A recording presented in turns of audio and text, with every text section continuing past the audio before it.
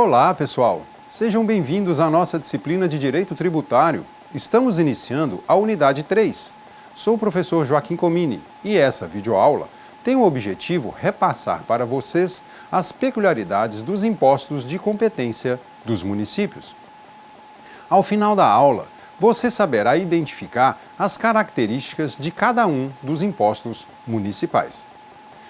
Bem, 3 são os impostos municipais: o IPTU, o ISS ou ISSQN e o ITBI.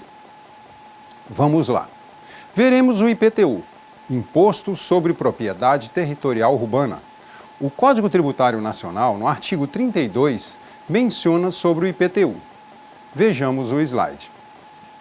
Artigo 32. O imposto de competência dos municípios sobre a propriedade predial e territorial urbana tem como fato gerador a propriedade, o domínio útil ou a posse de bem imóvel por natureza ou por acessão física, como definido na Lei Civil, localizada na zona urbana do município. Vejam, o artigo diz zona urbana do município. Todos nós sabemos que um município possui zona urbana e zona rural. E como saberemos onde é zona urbana e rural? Essa diferenciação tem que ser feita para que ocorra o fato gerador do IPTU. Então, meus caros, a legislação nos dá um rumo, um direcionamento sobre esse assunto. Quando é considerado zona urbana? O parágrafo 1º do artigo 32 diz o seguinte, vamos novamente ao slide. Parágrafo 1º. Para os efeitos deste imposto, IPTU, entende-se como zona urbana a definida em lei municipal, observado o requisito mínimo da existência de melhoramentos indicados em pelo menos 2 dos incisos seguintes, construídos ou mantidos pelo poder público. Inciso 1. Meio-fio ou calçamento com canalização de águas pluviais, abastecimento de água, sistema de esgoto sanitário, rede de iluminação pública, com ou sem posteamento para distribuição domiciliar. E por último, escola primária ou posto de saúde a uma distância máxima de 3 quilômetros do imóvel considerado.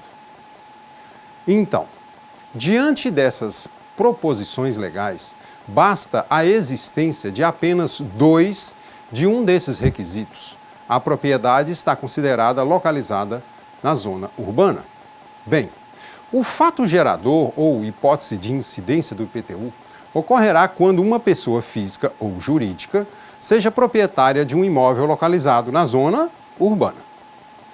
E a alíquota? Como fica essa questão? A alíquota do IPTU incidirá sobre o valor venal do imóvel. E valor venal é aquele valor de compra e venda que o imóvel alcançaria em condições normais de mercado. Outro imposto, agora, saindo aí do IPTU, vamos falar sobre o ISS, ou ISSQN, Imposto sobre Serviço de Qualquer Natureza. Tem como fato gerador a prestação de serviços por empresas ou profissional autônomo, com ou sem estabelecimento fixo. Os municípios instituem o ISS descrevendo o seu fato gerador em lei ordinária municipal. A função do ISS é fiscal, ou seja, é importante receita tributária para o município. O ISS tem uma alíquota máxima de 5% estabelecida por lei federal. Portanto, o município não poderá instituir uma alíquota para o ISS superior a 5%. Pessoal, o ISS incide sobre serviço. E o que é serviço? Serviço nada mais é do que um bem imaterial, fruto do esforço humano aplicado à produção, ou ainda, uma conduta humana destinada a satisfazer uma necessidade, para o qual é estabelecido um valor econômico. Quanto ao ISS, importante frisar que ele deve ser pago no local do estabelecimento prestador do serviço. Como exemplo de serviço que gera pagamento de ISSQN, podemos citar um serviço prestado por um eletricista em um supermercado. Esse supermercado precisa da nota fiscal de prestação do serviço.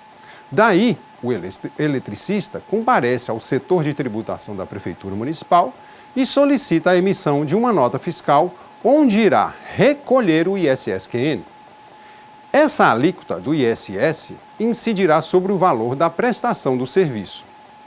Uma vez emitida a nota, o eletricista paga aos cofres públicos do município o valor correspondente ao ISS e, de posse da nota fiscal, a entrega ao supermercado que irá pagar ao eletricista o valor cobrado por ele pelo serviço. Claro que acrescido o valor do ISS. Lembrando que já falamos sobre isso em aulas anteriores, que estão sujeitos ao ICMS e não ao ISS os serviços de transporte interestadual, intermunicipal e de comunicação. Já o serviço de transporte de natureza municipal está sujeito ao ISS. A base de cálculo do ISS é o valor do serviço prestado, tanto pela pessoa física quanto pela pessoa jurídica. E o contribuinte do ISS é a empresa ou o trabalhador autônomo que presta serviço tributável. Bem, encerramos aqui o ISS. Vamos ao próximo imposto. Por fim, teremos o ITBI, Imposto sobre a Transmissão Intervivos de Bens a Título Oneroso. O Imposto sobre a Transmissão Intervivos tem como hipótese de incidência tributária a transmissão a qualquer título por ato oneroso e intervivos. O fato gerador do ITBI é o registro imobiliário, ou seja, no momento do registro do imóvel, após concretizada a venda, o comprador recolhe o ITBI aos cofres públicos do município. Há uma exceção à regra do pagamento do ITBI. Qual seria? Não incide ITBI quando uma empresa está se fundindo ou sendo incorporada por outra, ou extinta, momento que os bens móveis têm que ser transferidos a terceiros. Como o imposto é de competência dos municípios, o fato imponível se dá no município onde se localiza o imóvel, objeto da transmissão, ou ao qual está ligada a cessão de direitos. A base de cálculo do ITBI é o valor venal dos bens ou direitos transmitidos. O valor venal é o valor de venda, isto é, o valor de mercado, o valor pelo qual é vendido à vista em condições normais de negociação. O contribuinte do ITBI é o adquirente do imóvel, ou seja, quem compra o imóvel recolhe o ITBI aos cofres públicos. Então, meus caros, finalizando nossa videoaula, vimos os 3 impostos municipais: IPTU, ISS-QN e ITBI. Não se esqueçam de ler a nossa apostila e as dúvidas serão resolvidas no chat ou até mesmo no fórum de discussão. Essa foi a nossa primeira videoaula da Unidade 3. É isso, sou o professor Joaquim Comini e aguardo por vocês na próxima videoaula.